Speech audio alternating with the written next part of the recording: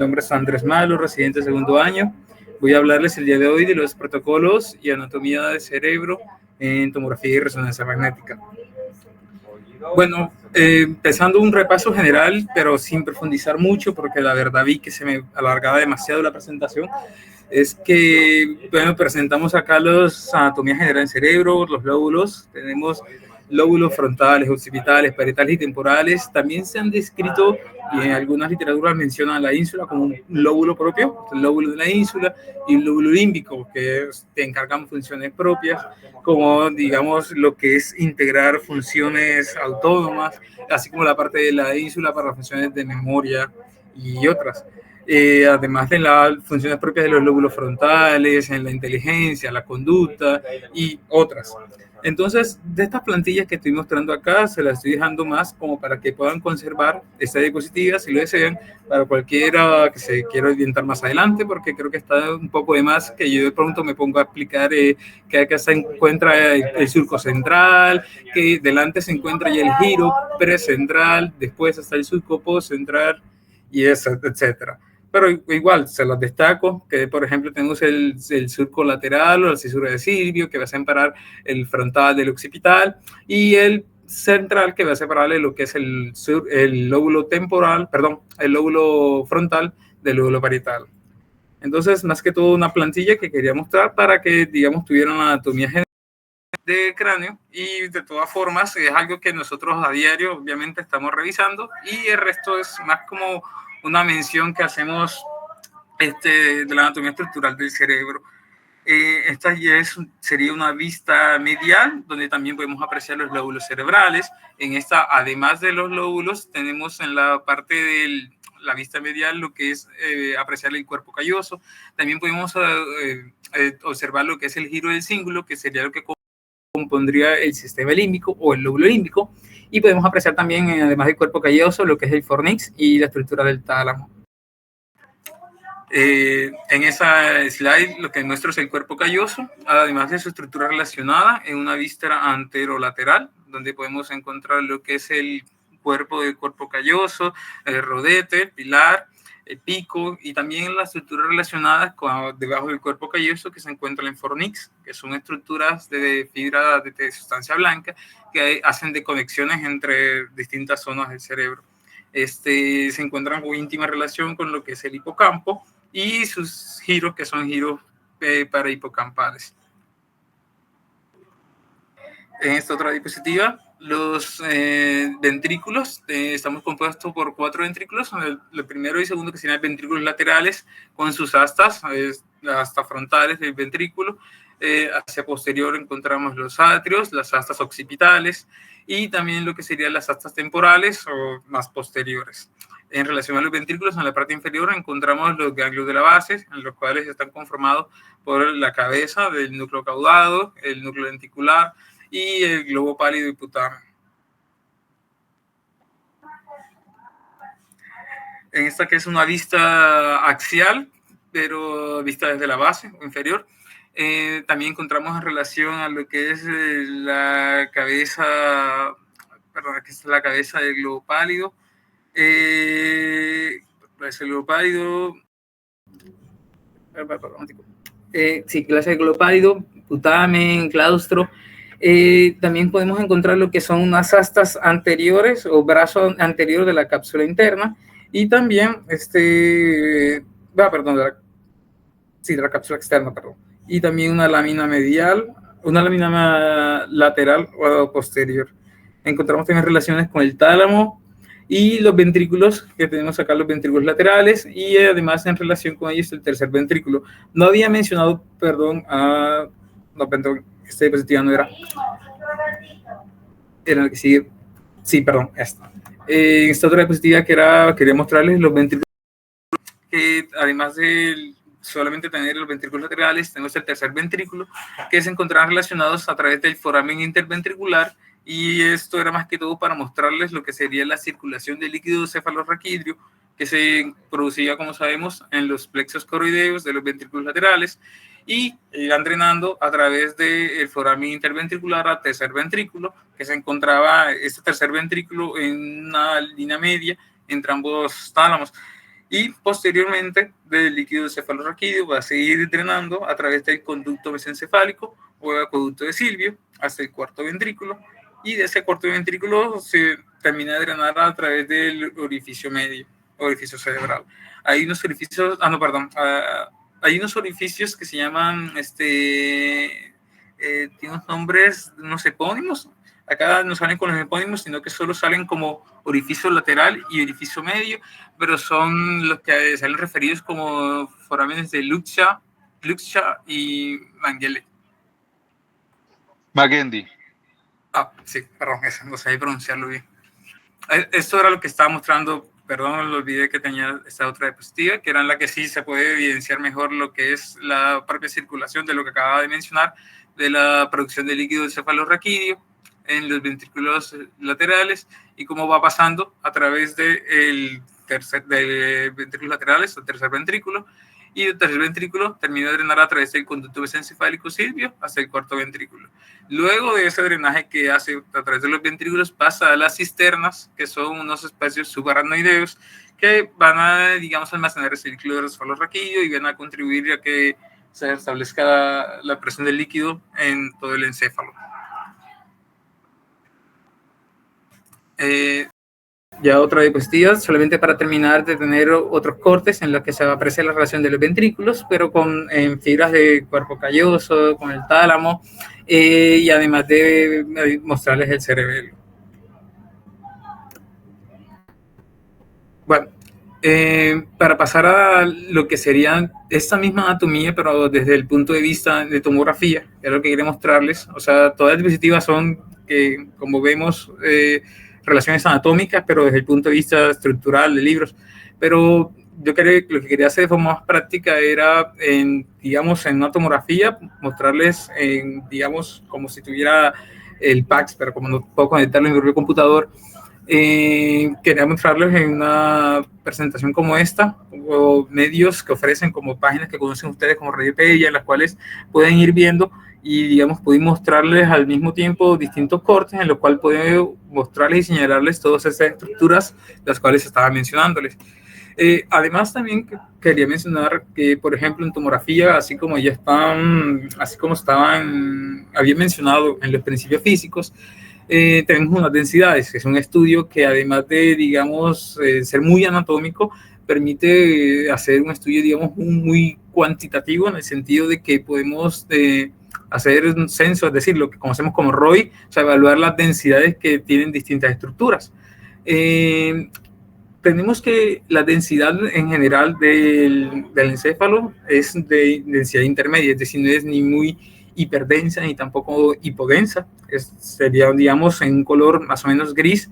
De todas formas, esto también va a variar de la medida en cuanto nosotros ventanemos para, digamos, adecuada en la que podamos evaluar todas estas estructuras, las cuales les iba mostrando.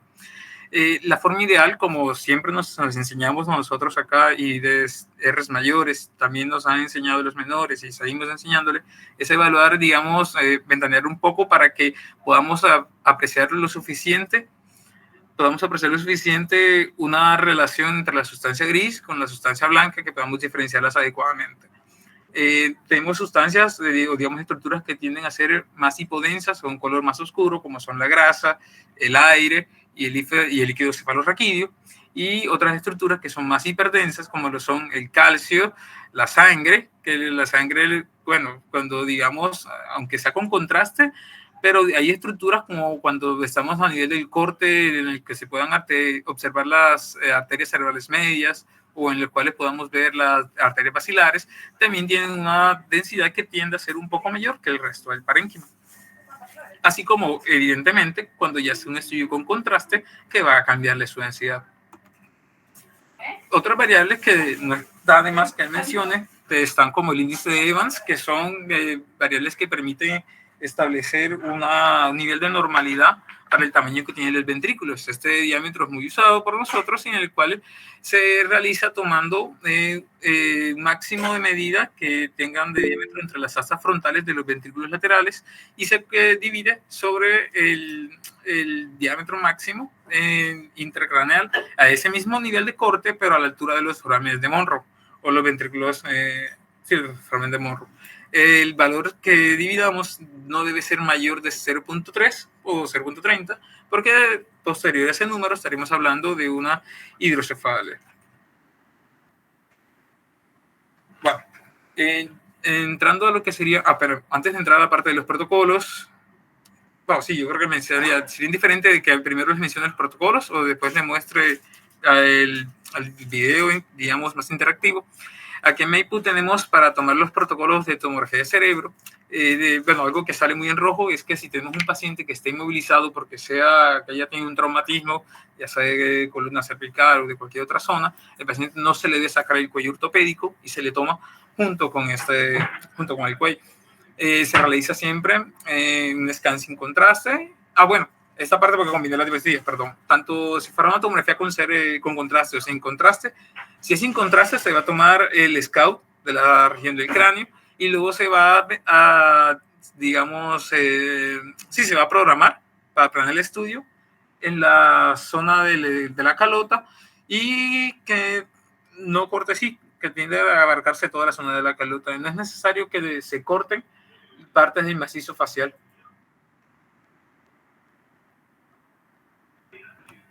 No me quería por interno, perdón.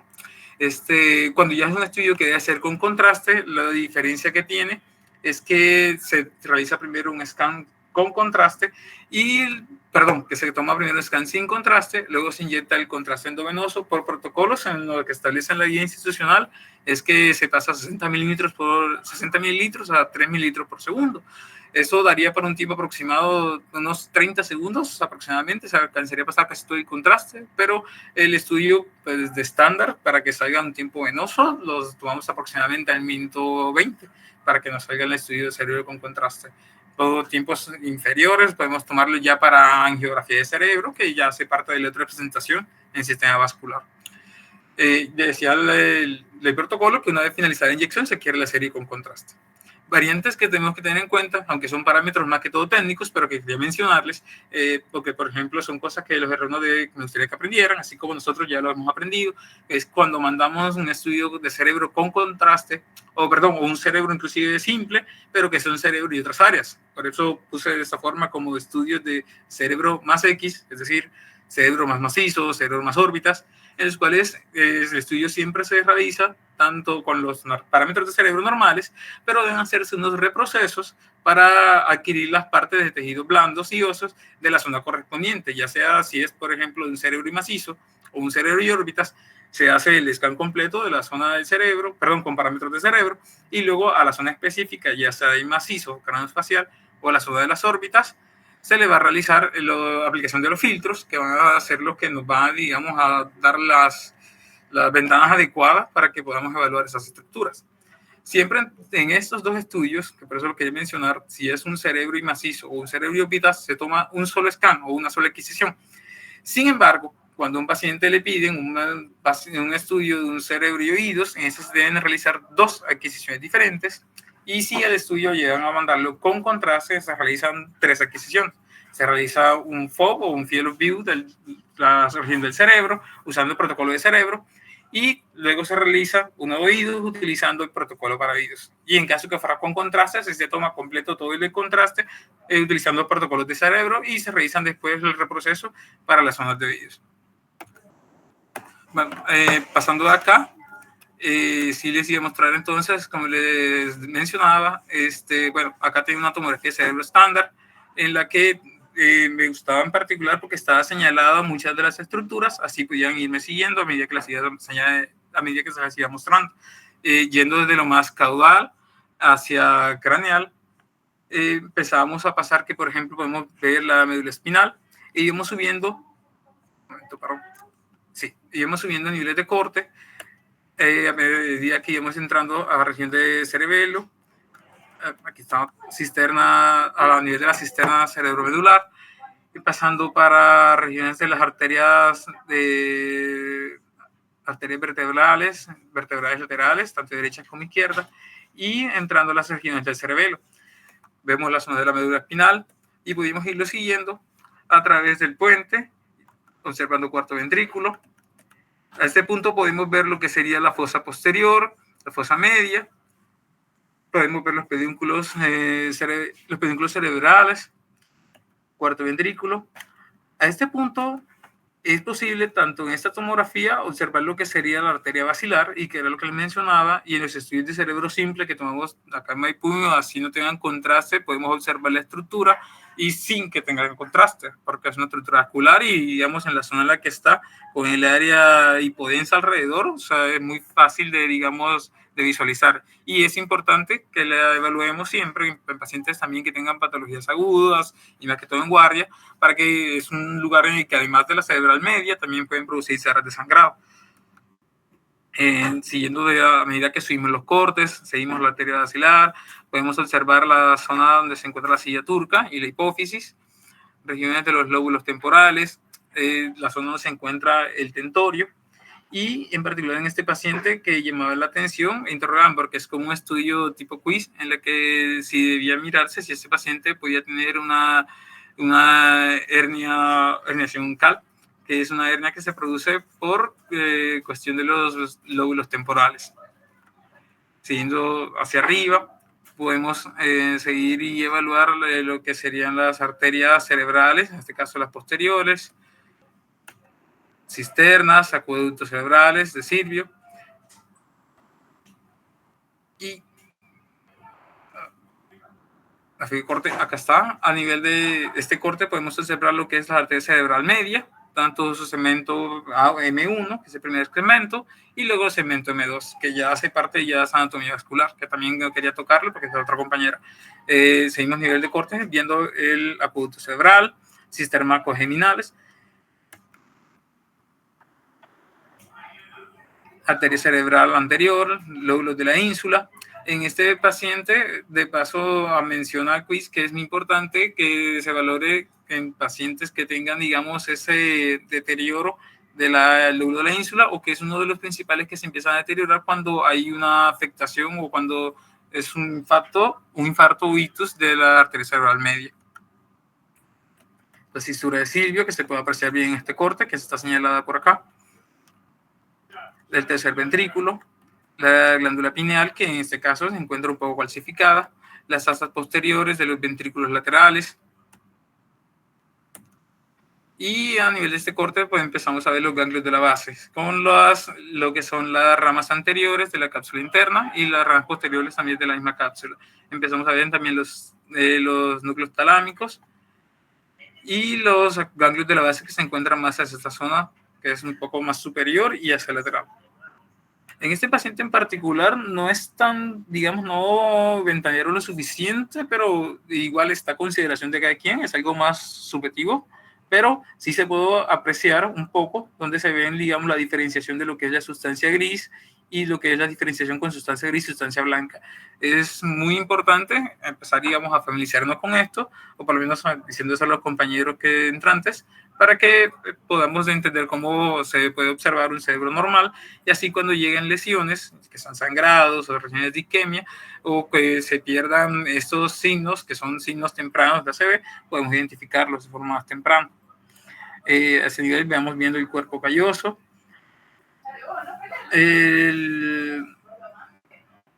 ventrículos laterales, núcleos caudados, ganglios de la base, cuerpo del cuerpo calloso. Aquí vemos la sustancia blanca, con lo que está hablando de la diferenciación entre sustancia gris y sustancia blanca. Lóbulos frontales.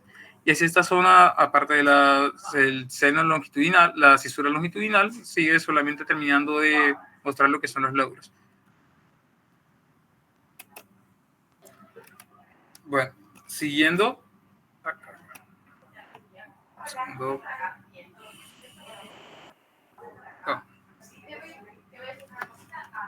Bueno, pasando a la parte de resonancia magnética de cerebro. Bueno, como iba comentando Raúl en la presentación anterior, en la que nos hablaba de las bases físicas de la resonancia magnética, tenemos unas secuencias en resonancia magnética que son básicas, independientemente de si vamos a hacer la ensajita del coronal axial, pero en este caso, para una evaluación de caudal de cerebro, estaríamos hablando de unos cortes axiales, que son la difusión con su respectivo ADC, que es una reconstrucción matemática, el FLAIR, T2, T1 y una secuencia de eco, un GRE. Las imágenes de resonancia magnética, ya quitando de lado de la física, pero igual, recortando un poco, tenemos que, por ejemplo, dos elementos principales o predominantes, lo que tenemos es el agua y la grasa. En la grasa, como sabemos, los átomos en la grasa, al estar tan cercanos, además de tanto en grasa como otras estructuras, digamos, un poco, bueno, no diría más sólidas porque no es algo entre sólido o líquido, pero sí, más entre agua y grasa, al estar más cercanos los átomos y los protones, son más fáciles para que ellos se den su energía. Y que da unos tiempos de relajación, tanto en T1 como en T2, que son un poco más rápidos. En cambio, en el agua y también en lo que sería el estudio de lesiones, los tiempos de relajación son un poco más lentos, porque en el agua, al estar más libres las moléculas y también los protones tienden a ser más difícil para que se den su energía. Por lo tanto, la señal en T1 tiende a ser hiperintensa cuando se trata de grasa en T1 e hipointensa en T2 cuando se trata de grasa. En cambio, en el agua, hipointensa en T1 e hiperintensa en T2. Bueno, en la secuencia T1, segundo. En la secuencia T1 tenemos que el líquido cefalorraquídeo es hipointenso y la grasa, ¿sí? ¿Alguien dijo algo? No, sigo. En la secuencia T1 tenemos que el líquido cefalorraquídeo es hipointenso y la grasa es predominantemente hiperintensa. Esto se debe principalmente a que en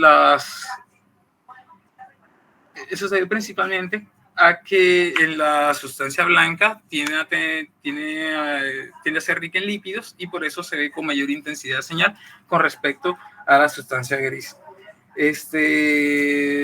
La secuencia T1, como sabemos, tiende a ser una secuencia que es mucho más anatómica.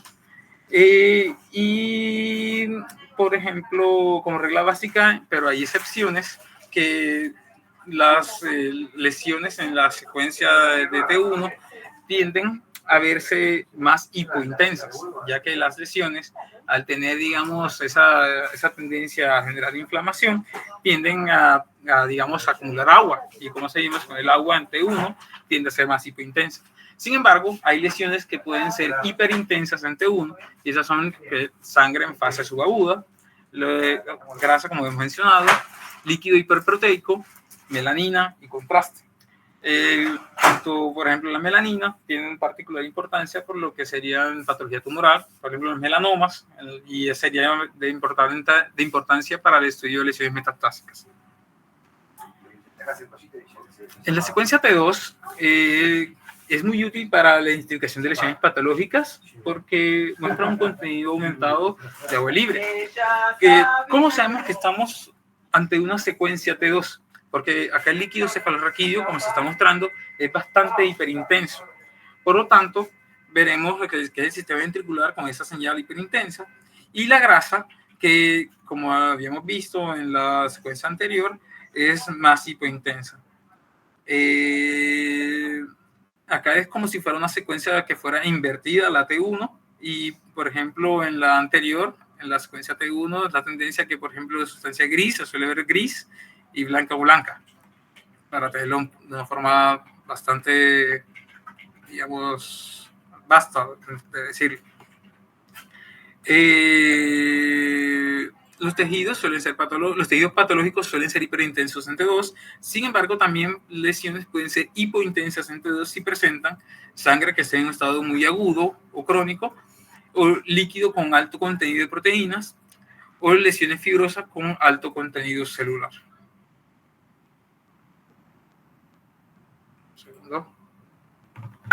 La secuencia FLAIR, que significa Fluid Attenuated Inversion Recovery, es una secuencia que está potenciada en T2 Es una secuencia a la que para producirla se añade un pulso de radiofrecuencia extra para anular el agua libre, que suele ser antes de que se inicie la secuencia. Por lo tanto, tenemos una secuencia que está potenciada en T2, en la que ese pulso que veremos es para, digamos, anular ese líquido cefalorraquídeo. ¿Cómo sabemos que estamos ante un flare? Porque, como se decía, es una imagen potenciada en T2, pero que el agua es hipointensa, a distinto del T2 normal, en el que suele brillar mucho, ya que se ha eliminado y existe pobre contraste, además, entre lo que es la sustancia gris y la sustancia blanca, como se había visto en el T2 normal. Aquí, como pueden ver, a diferencia del T1, que existe un contraste adecuado entre ambas sustancias y se puede diferenciar con facilidad, acá es un poco más difícil de verlo.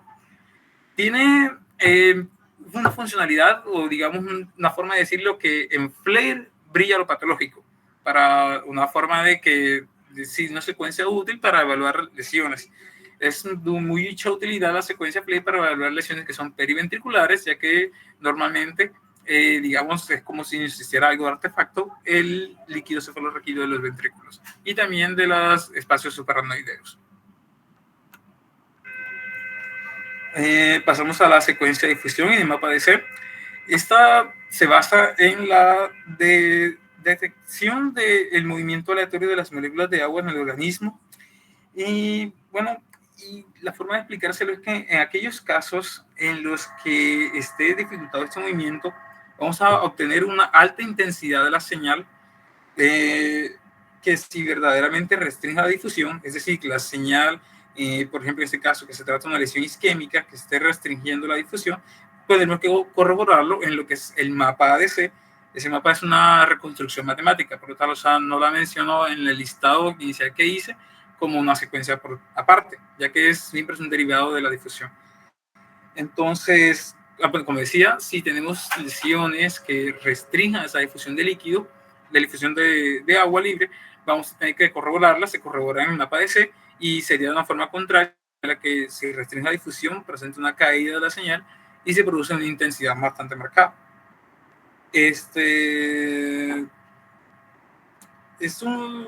Esa lesión es bastante particular para, más que todo cuando en guardia o en pacientes que vienen de forma ambulatoria, estamos descartando que tengan lesiones de ácido isquémico, que ya en el estudio de lo patológico hacen parte de abordar el tema completo de patología isquémica.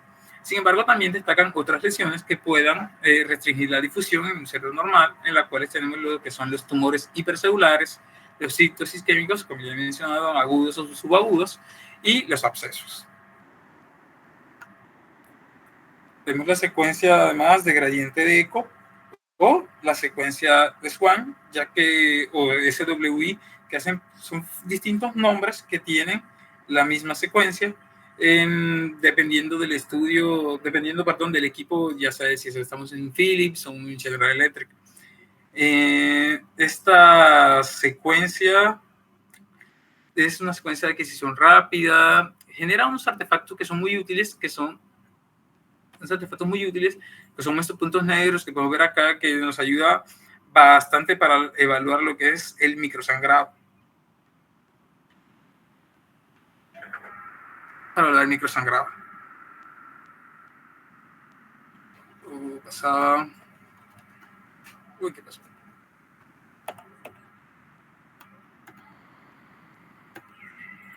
Un momentico.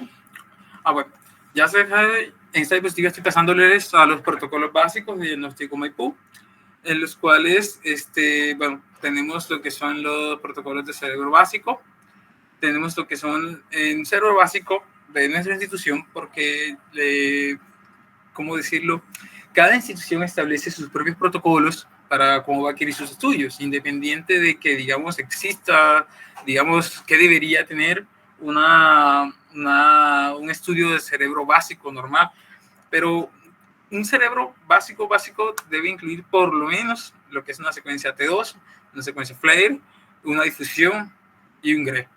Eso fue una presentación que está viendo nos ayuda la referencia de un curso de teleradiología, pero no mencionaron la secuencia T1, ya que es una secuencia muy anatómica, pero que la utilidad, como les había mencionado, para lo que es de evaluar las lesiones, suele hacerse un poco más con T2. y el flare para hacer la supresión del líquido. Pero hablando, digamos, de nuestra institución, el protocolo de cerebro, el cerebro básico, debe incluir, además de lo que acabo de mencionar, que todas son en cortes axiales, un corte sagital en T1 y un corte coronal en T2. Opcionalmente se puede hacer un axial, que es un axial volumétrico en T2, que se toma cuando pide un paquete de oído, fosa posterior, y se toma en caso de que el paciente, en la respectiva orden, le indique en el estudio porque tenga parálisis facial, mareos o vértigos. Estas son las imágenes que son, como ya bien ustedes saben, son técnicas más que todo para saber cómo se deben orientar, cómo deben estar orientados los cortes. El cerebro, cuando se toma un cerebro con contraste, la diferencia que va a tener con respecto al estudio, a las secuencias básicas que pide un cerebro normal, es que el cerebro con contraste no se va a tomar el coronal T2, sino que se toma un axial T1 volumétrico y en el plano sagital, como lo ubican acá, estos cortes están orientados de la forma como tenemos aquí. Opcionalmente también se puede tomar un axial tardío, que es más que todo para búsqueda de metástasis o lesiones tumorales. Otras secuencias adicionales que tomamos son lo que es la dinámica del LCR. La secuencia dinámica del LCR es una secuencia que se basa en la adquisición de imágenes rápidas y repetidas de la región de interés, que generalmente ya están de la fosa posterior o del espacio subaracnoideo, para capturar el movimiento del líquido cefalorraquídeo a lo largo del ciclo cardíaco. Esas secuencias son sensibles al flujo de baja velocidad y ayudan permitiendo observar el patrón y la dirección del flujo de líquido. Por ejemplo, aquí, por ejemplo, en esta imagen que le estaba mostrando, está en plano en corte sagital, donde se realiza una adquisición cualitativa a nivel del acueducto, donde se encuentra la línea blanca a nivel del acueducto de Silvio, y en la imagen B se observa la imagen de refase adquirida en la que está diagramando en el que la observamos en axial. Es un estudio tanto cualitativo como cuantitativo, ya que nos permite generar unos gráficos del flujo que tiene el líquido cefalorraquídeo. Y también tienen unas secuencias que se llaman modo cine, en las cuales es como una forma de decirlo, sí, es como un cine, como una especie de video, en los cuales se puede capturar de manera repetida los pulsos que realiza el ciclo cardíaco sobre el movimiento del líquido cefalorraquídeo y determinar si existen estenosis o valorar las distintas lesiones que pueden haber en caso también de ventriculomegalia, perdón, de ventriculomegales y distintas patologías del líquido cefalorraquídeo. Son imágenes por contraste de fases que se muestran variaciones a lo largo del ciclo cardíaco, como les decía. Y en estas imágenes que está mostrándoles en A y en B, se observa cómo durante la sístole, que es esta primera imagen, la señal de líquido cefalorraquídeo es alta, mientras que presenta hipointensidad durante la fase diastólica en B. Es un estudio que se realiza principalmente en axial, que era lo que indica el protocolo, porque es donde se obtiene mejor de esta imagen para observar el líquido cefalorraquídeo y orientándose en la línea media. Otras imágenes que se adquieren es imágenes con tensor de difusión o el DTI. Este estudio es un estudio que está, digamos, es un estudio derivado o extendido además del de difusión, en el cual se evalúa la microestructura del tejido cerebral, en particular para la organización y dirección de las fibras de sustancia blanca. Los estudios de DTI tienen una variedad de parámetros de gran utilidad para la valoración de sustancia blanca. El más conocido es FA, la anisotropía fraccional, que el estudio en sí trata de generar unos mapas, además de el mapa de difusidad media y difusidad axial y difusidad radial. Una vez que toma todos esos mapas, entonces se realiza una tractografía, que es una reconstrucción 3D o reconstrucción tridimensional, en la cual permite visualizar las trayectorias de esas fibras de sustancia blanca en el cerebro. La utilidad de esto es que, por ejemplo, en el caso de la anisotropía fraccional, que se me ha utilizado, refleja el grado de anisotropía de un tejido. Es decir, que va como denominante, que es la dirección del movimiento de agua en determinado voxel, variando desde el 1, que es la máxima anisotropía por restricción de movimiento del agua tisular, hasta 0, en la cual hay máxima isotropía, es decir, que el movimiento se da por igual en todas las direcciones, como que se observa en los espacios subaracnoideos. Entonces, la utilidad que quiero de este estudio es que cuando existen áreas de encefalomalacia o en los que pacientes que han tenido lesiones de la sustancia blanca, estas reconstrucciones no van a ser simétricas cuando se valoran con sus lados contralaterales. El estudio de perfusión por resonancia magnética. Para comprender el estudio de perfusión hay que saber más o menos, hay que entenderlo en base a lo que es la perfusión sanguínea, que digamos no es más que el aporte de sangre a un determinado tejido. Y estas son un conjunto de técnicas que se desarrollan para la obtención de imágenes que no son invasivas sobre los parámetros hemodinámicos. Lo que busca proporcionar este estudio es información complementaria a la anatómica, mediante 3 técnicas principales, que son imágenes de susceptibilidad magnética ponderadas ante 2 estrellas, de perfusión dinámica ponderada ante 1 y técnica arterial spin leveling, que es un trazador endógeno. La técnica más utilizada es la susceptibilidad magnética ponderada ante 2 estrellas y se basa en la propiedad paramagnética de los contrastes de gadolinio en su paso por el sistema cerebrovascular. Produce una caída de la señal en la secuencia T2 y fundamentalmente en toda esa estrella debido al cambio de la susceptibilidad magnética local, y ese fenómeno es lo que se produce como fenómeno de susceptibilidad. Los mapas de perfusión, que son estos que tenemos acá, todo ello es para permitirnos obtener estos mapas, y en los cuales tenemos un mapa de BSC, FSC y TTM. El mapa de BSC permite valorar el volumen total de sangre de una determinada región del cerebro. Se está en unidad que es, creo que es mililitros por sangre por 100 gramos de tejido cerebral, que es como muestra acá en la figura 1. La FSC, que se define como el volumen de sangre atravesando una determinada zona cerebral por unidad de tiempo, y el TTM, que es el tiempo medio que emplea la sangre desde la entrada arterial hasta la salida venosa, midiéndose en segundos, como muestra la figura 3. El BSC es el parámetro utilizado para el estudio de neoplasias, ya que mide regiones hipervasculares, de ahí, digamos, la importancia de resaltar ese estudio de perfusión, y utiliza parámetros relativos que miden una comparación entre distintos pacientes, y a su vez estos parámetros se normalizan con respecto a un tejido sano. Las aplicaciones principalmente son para la gradación tumoral, principalmente de los gliomas, la diferenciación de gliomas de lesiones metastásicas o de linfomas del sistema nervioso central, o para el diagnóstico de lesiones tumorales, lesiones tumefactivas desmielinizantes que puedan simular neoplasias mediante una resonancia magnética convencional. Y bueno, la forma de interpretar esto es, por ejemplo, en el azul oscuro indica áreas que tienen bajo flujo sanguíneo cerebral. En un contexto clínico, o sea, podría sugerir hipoperfusión, que se asocia comúnmente con isquemia o áreas de flujo comprometido. Sin embargo, o sea, también hay que tenerlo en cuenta, digamos, en la simetría, porque, o sea, no podemos decir que toda esta área es que tenga bajo flujo. Hay zonas de azul claro y verde que representan un flujo sanguíneo intermedio o que se consideraría normal en la mayoría de circunstancias, y flujo amarillo y naranja, que es un flujo sanguíneo un poco más alto, que podría relacionarse con áreas de hiperperfusión, como en casos de reactividad vascular aumentada, con condiciones patológicas también puede ser, como los tumores cerebrales, y áreas rojo, que son un flujo sanguíneo elevado, en contexto patológico, con áreas relacionadas con procesos inflamatorios, malformaciones vasculares y tumores de alta vascularización. Un protocolo desmielinizante.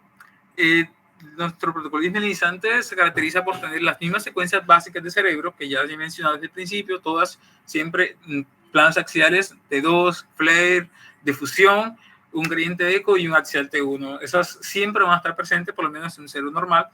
Con contraste, se toma axial T1, y lo que se caracteriza es por tomar un sagital flare volumétrico. Ese sagital flare volumétrico, lo que busca esa sagital se toma en flare por unas particularidades que lo principal es que permite una alta sensibilidad para la valoración de lesiones periventriculares.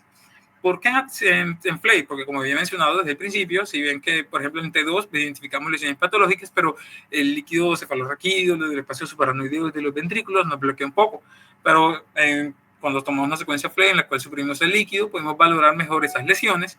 Y cuando nos llegan pacientes con diagnóstico de enfermedades dismelinizantes, como lo son la esclerosis múltiple, las mielitis transversas, leucodistrofia y otras, podemos observar un poco mejor esas lesiones, como estas que tenemos acá, que tienen el nombre de dedos de Dawson. Eso. Son lesiones características de las pacientes con esclerosis múltiple. Tal. Protocolo de epilepsia. También, como les mencioné al principio, es un paciente. Bueno, tenemos las mismas secuencias básicas: axial T2, FLAIR, difusión Gray, axial T1 del cerebro normal. También incluye un sagital en T1 para valorarlo, más que todo en la estructura anatómica.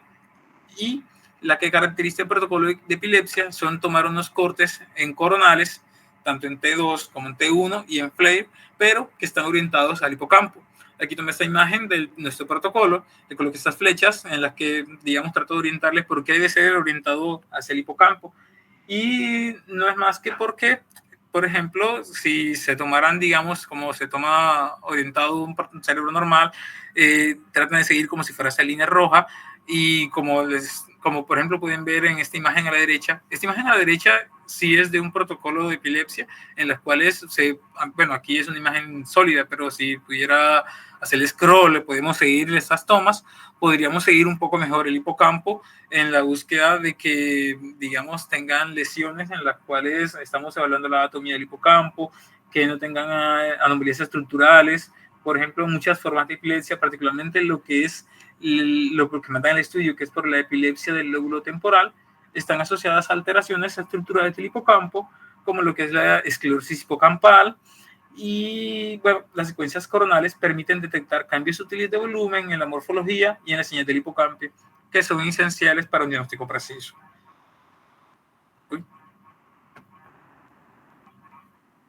Y bueno, esas serán las secuencias de diagnóstico MAIPUM. Y yo creo que con eso paso de mi diapositiva hasta ahora. Muchas gracias.